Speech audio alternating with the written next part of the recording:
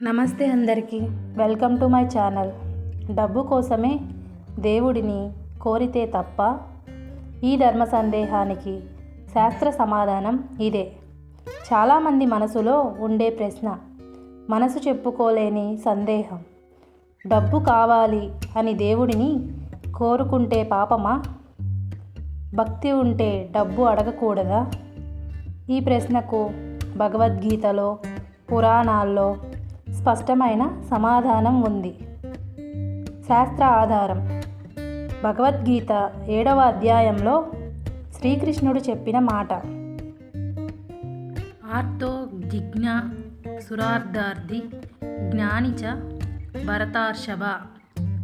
అర్థం: బాధలో ఉన్నప్పుడు తెలుసుకోవాలనేవాడు, డబ్బు కోరేవాడు జ్ఞాని.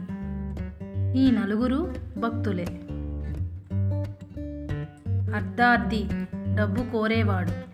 అతనిని కృష్ణుడు భక్తుడిగానే అంగీకరించాడు.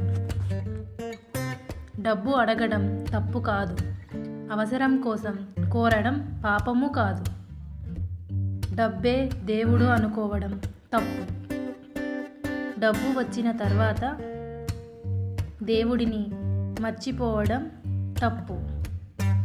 ఒక చిన్న కథ.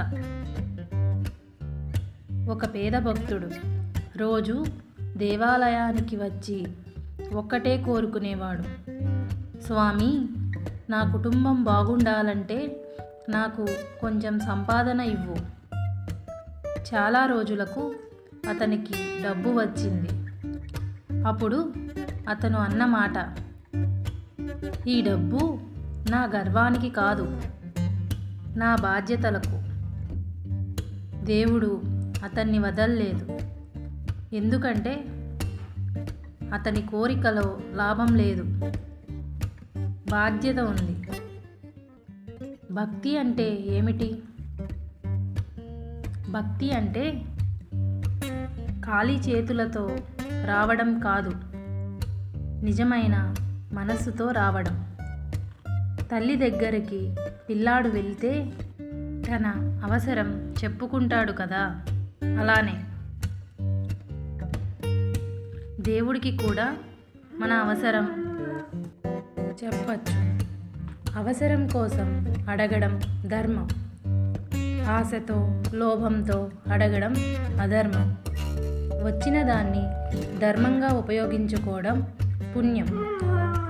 వచ్చిన దానితో అహంకారం పాపం. దేవుడు డబ్బు ఇవ్వడానికి సిద్ధమే, కానీ మన మనసు ఎలా ఉందో చూస్తాడు. డబ్బు భక్తిని నాశనం చేయకూడదు. భక్తి డబ్బును నియంత్రించాలి.